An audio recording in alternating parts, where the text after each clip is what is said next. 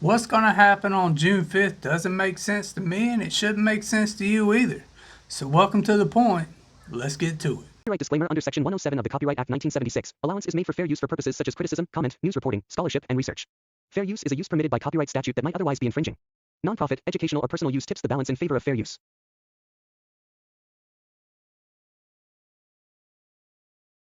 Am I wrong in saying April 27th of 2024 is the day a situation that's completely immersed in gray was propelled into the national spotlight?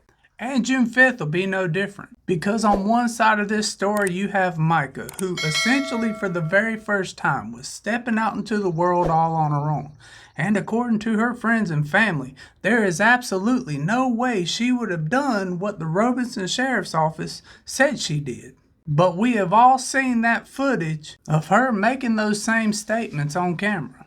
And on the other side of this story, you have John Paul Miller, the pastor and spiritual leader of Solid Rock at Market Commons, who allegedly, according to reports, also has a past. But it's the events leading up to June 5th that make that day confusing. Now, I'm going to stick to the spring of 2024, but if you feel like there was something earlier that needs to be added to this timeline, let me know down in the comments below. Now, according to reports, it was March 22nd, where Mica had posted a video online talking about how she was the victim of DV and forced to take illegal substances. On March 27th, John Paul had filed a police report where he alleged that he was being bothered online and that he was also worried about his reputation.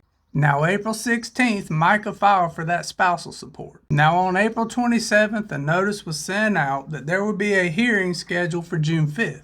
It was, of course, April 27th when Mica passed away based off the investigation of law enforcement, and on the 28th when John Paul made that very famous announcement to his congregation. And also at the same time, Mica's sister Sierra had made that post on Facebook where she was saying don't buy into this narrative.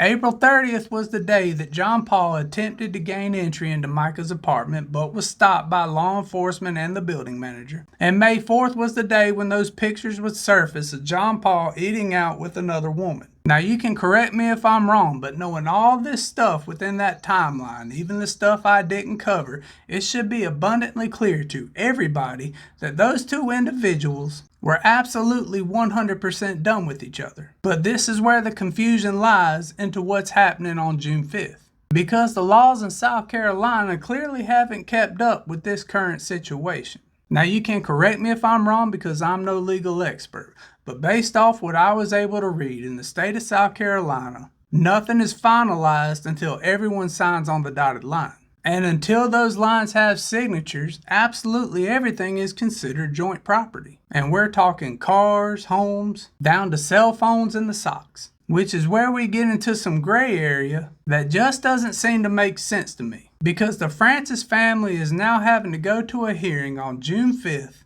just to claim Mica's personal belongings. I mean, honestly, how did we even get to this point? Now, if John Paul has already been stopped once before from gaining access into Mica's apartment, and all of Mica's personal belongings have already been removed from the Miller home, allegedly by JP, why is there now another taxpayer-funded court hearing over Mica's personal belongings? We've allegedly already seen the text from JP to Mica where he stated he was ready to move on. John Paul's attorney, as well as John Paul himself, to include other members of the Miller family, have insisted John Paul did nothing wrong.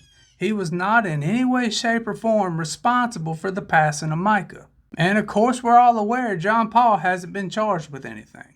And since all that is true, according to both law enforcement and the Miller family, why prolong this argument? Isn't the best solution for John Paul right now to just have his attorney draft up some sort of document to the court saying all these personal items of Mica's can be released back to the family, especially if he's getting tired of these narratives and wants to put all these conspiracies to bed?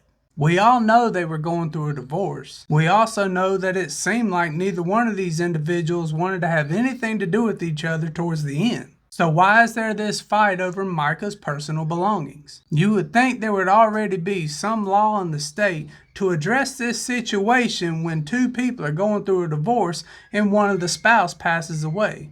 So make this court hearing make sense down in the comments below. Y'all be safe now.